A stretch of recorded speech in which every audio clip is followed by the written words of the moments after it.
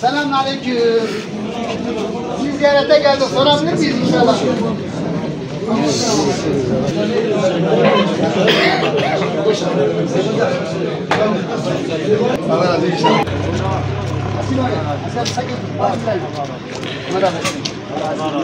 Allah razı olsun.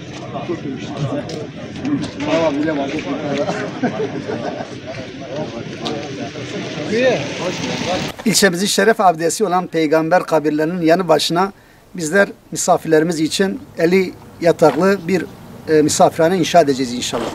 İlçemiz ile ada köyleri arasındaki bağlantı yolunu feribotu saatleri değiştirerek yeni bir feribot ile bu karşı yolu yaparak da hizmete sunacağız. Evet, yerel seçimler için 31 Mart yerel seçimleri için start aldığımızdan beri yaklaşık 1,5 aydır. Daha evvelden de alandaydık ama 1,5 aydır ayrıca köy köy dolaşıyoruz, ev ev dolaştık, kafeteryalara gittik, kahvelere gittik, insanlarımızın olduğu her yere gittik. İnsanlarımızın dertleriyle dertlenme, onların sorunlarına eğilme, çözüm üretme, neler istiyorlar, neler talep ediyorlar. Bu vesileyle hepsine bulundukları ortamlar neresi olursa olsun gittik. Çünkü onların ortamları bizim de ortamlarımızdır. Uğradık, gittik, sorduk. Ve çalışmalarımız elhamdülillah. Hemen şu anda gitmediğimiz köy belki %50'lik evlere uğradık. Yani girmediğimiz ev yok.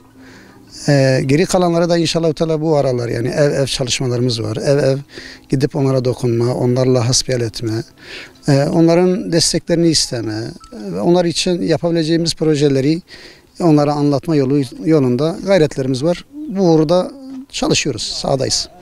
Eğil halkı bizden başta hizmetle beraber hizmette adalet istiyor.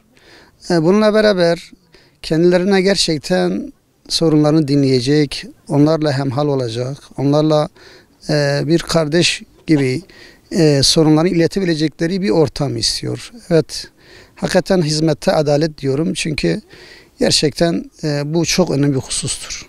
Dayısı olanın değil, memleketlimiz olduğu için yani biz halkımız buna layık olduğu için köyüyle, kasabasıyla, merkeziyle, mezrasıyla her tarafa adil bir hizmetin gitmesi noktasında talepleri var.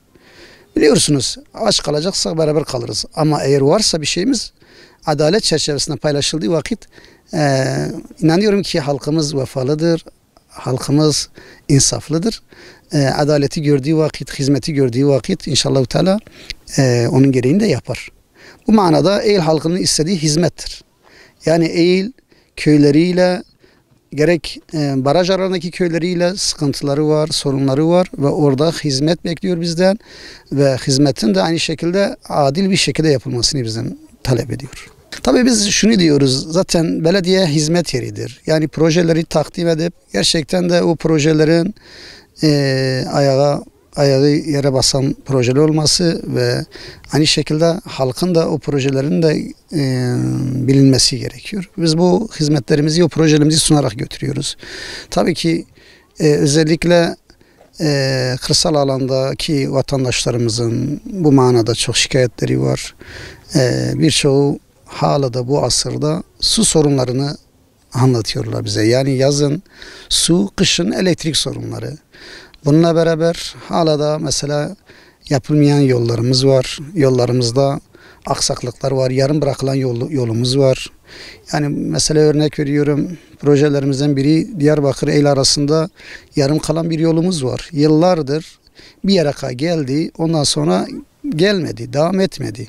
İşte biz o yolu nasıl tamamlayacağımızı vaat ediyoruz. Onunla beraber şu sol tarafımda bulunan, evet, her tarafı suyla kaplı barajlar ama hala da o topraklarımızı gereği gibi suyla kavuşturamadık. Yani mesela bizim onlarla ilgili projelerimizin biri yüksek yerlere gölet yapıp o göletlerden DSİ ile işbirliği halinde onlara bu manada yardımcı olup o göletler ile damlama usulü ile onların arazilerini sulama ve özellikle yine bu Adalar Köyü dediğimiz bölümde de barajın aralarımıza girmesinden dolayı köprüyle ilgili sıkıntılarımız var. Evet, köprü maliyeti yüksek olsa da ama insanlarımız hizmete layıktırlar. Yani biz hizmeti, siyaseti insana hizmet olarak görüyoruz. Bu manada onların sorunlarının giderilmesi gerekir. Onların ulaşımının, özellikle bu asırda ulaşımla ilgili problemlerin giderilmesi lazım.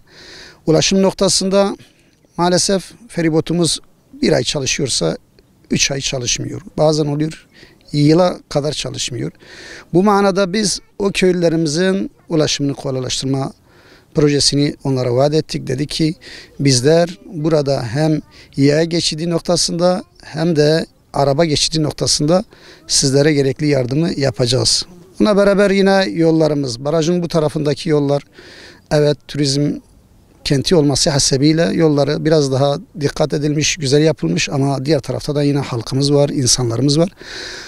Oranın yolları ise araba geçilmeyecek derecede gerçekten engebeli. Hala 20 yıl evvelki dökülen beton üzerinden maalesef insanlar da uzun yolu tercih ederek gitmeye çalışıyorlar. Bizler dedik ulaşımda hepsine inşallah hizmet götürmeye çalışacağız. Yollarını inşallah yapacağız. Yolla ilgili sorunlarını gidereceğiz. Bununla beraber Terkan yolları, evet bu kışın öncesinde önceki yollar kazıldı ama yeni yollar yapılmadığı için çok mağdur. Terkan bölgesi ilçemizin yine güneydoğusuna düşen bölgedir ve gerçekten de yoğun bir nüfusun olduğu bir bölgedir. İlçeyle ilgili ulaşımlarında sıkıntı var. Biz dedik ki biz Sarıca'dan başlamak kaydıyla oradaki köylerimizi her gün hafta içi saat 8.30'dan 2.30'a kadar ilçeye taşıyacak. 2.30'da ilçeden onları tekrar köylerine götürecek ve bizim otobüs seferlerimizin başlangıç noktası o bölge olacak. Yani oradan başlayarak onları getirecek ve ondan sonra oraya götüreceğiz. Yani Şavliyan dediğimiz Yatri ile Baysu arasında bir yolumuz vardı ki o aynı şekilde Diyarbakır yoluna da bağlanılıyor. Bu yolumuz maalesef şu anda kullanılmayacak derecededir. Onunla ilgili olarak da biz Baysu ile Yatri arasındaki yolu da bir yapma sözünü veriyoruz. Bizler o köyler arasında ve gerek de Diyarbakır'a çıkma yollarını inşallah kolaylaştıracağız. Gerek Terkan bölgemizden Diyarbakır'a da çıkan yollar noktasında o yolların ulaşıma açılması noktasında da yardımcı olacağız. Bununla beraber yine Terkan bölgesi 8 köy ve aynı şekilde mezarlarıyla beraber gerçekten ciddi manada su sıkıntısı yaşıyor. Yani birçok defa belki siz de şahit olmuşsunuz, çağırmışlar. Baraj yanından geçmesine rağmen, çay yanından geçmesine rağmen, Dicle Barajı yanı başında olmasına rağmen maalesef yazın bu köylerimizde su sıkıntısı yaşıyoruz. Bu noktada biz de onlarla ilgili işte girişimde bulunacağız. Yani DSİ ile beraber ortaklaşa yani nihayetinde bu sular ta Raka Basra Körfezi'ne kadar gidiyor. Oradaki toprakları dahi suluyorken niçin biz buradan bu sularımızdan istifade etmeyelim? Bu barajlarımızdan istifade etmeyelim? Yani bu halkımızın bu asırda bu dile getirdiği sorunlar hakikaten yani ayıp, utanılacak sıkıntılar, sorunlardır. Yani bizlerin bunları halletmesi gerekiyor. Bununla beraber biz gençlerimizle ilgili projelerimiz var. Gençlerimizi erken yuva sahibi yapıp onları aile ortamına katma, onları başıboşluktan, olabilecek sorun ve sıkıntılardan, bağımlılıklardan kurtarmanın çaresi onlar için evliliğe yardımcı unsurları ortaya koyma. Bu manada bizler gençlerimize değer veriyoruz. Gençlerimiz bizim için önemlidirler. Bugünümüzdürler, yarınımızdırlar.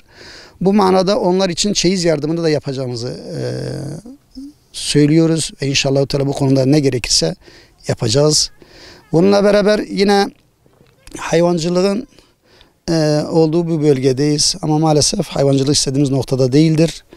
Tüm teşviklere rağmen. Bu manada biz de hayvansal besinlerin piyasaya sürülmesi noktasında halkımıza yardımcı olacağız. Özellikle hayvan indirme bindirme rampalarını her köyde inşa edeceğiz. Her köyde çeşmeler, yani suya kavuşan köylerimizde ortak çeşmeler yapacağız. Bununla beraber bizler erkek taziye evlerinin yanında bayan taziye evlerine katkı vereceğiz. Bakın işte şu anda üzerinde bulunduğumuz Ziyaret Tepesi hakikaten ilçemizin şeref abidesi, peygamberlerin bulunduğu bir tepedir. Bu manada buraya gelen misafirlerimiz yurt dışından tut da diğer şehirlerden gelen misafirlerimiz var. Bazen geç kalıyorlar. Belki burasının tanıtımını iyi yapabilsek, burasıyla ilgili misafirhane projemiz var. Biz şunu diyoruz, inşallah bizler bu ziyaret tepesinde insanlarımız geldiği vakit rahat edebilecekleri ortamları sunacağız. 50 yataklı misafirhane yapacağız. Halkımız, dışarıdan gelen misafirlerimiz buna layıktırlar. Bu manada bizler ziyaretle şehir arasındaki yollar yapılmış ama onların işlevsel hale getirmesi noktasında inşallah gayret edeceğiz. İlçemiz evet bizden öncekiler tanıtmaya çalışmışlar ama istediği şekilde hala tanınmıyor. Biz bu manada inşallah Teala manevi değerlerine uygun bir şekilde ilçemize hizmet edeceğiz ve insanların buraya gelip hem tarihi yerlerimizi hem manevi dinamiklerimizi tanıtmaya çalışacağız inşallah. Yine bununla beraber köylerden merkeze gelen bacılarımız için, annelerimiz için oturabilecek, dinlenebilecekleri, işlerini halledene kadar kalabilecekleri bir yer yok. Bununla ilgili olarak bizler dedik ki en azından böyle bir dinlenme tesisi şeklinde de olsa şehir merkezinde çocuklarıyla beraber aç ve açıkta kalmayacak şekilde biz onlara da inşallah yer vermişiz. Gelen bacılarımızın rahat etmesi noktasında iki cami ortasında, parkın orta yerinde ezile büzüle oturmaktansa rahat edebilecekleri bir sosyal tesis yapacağız. Ve tüm ihtiyaçlarını da inşallah köye gidene kadar, evlerine gidene kadar inşallah orada karşılayacaklar.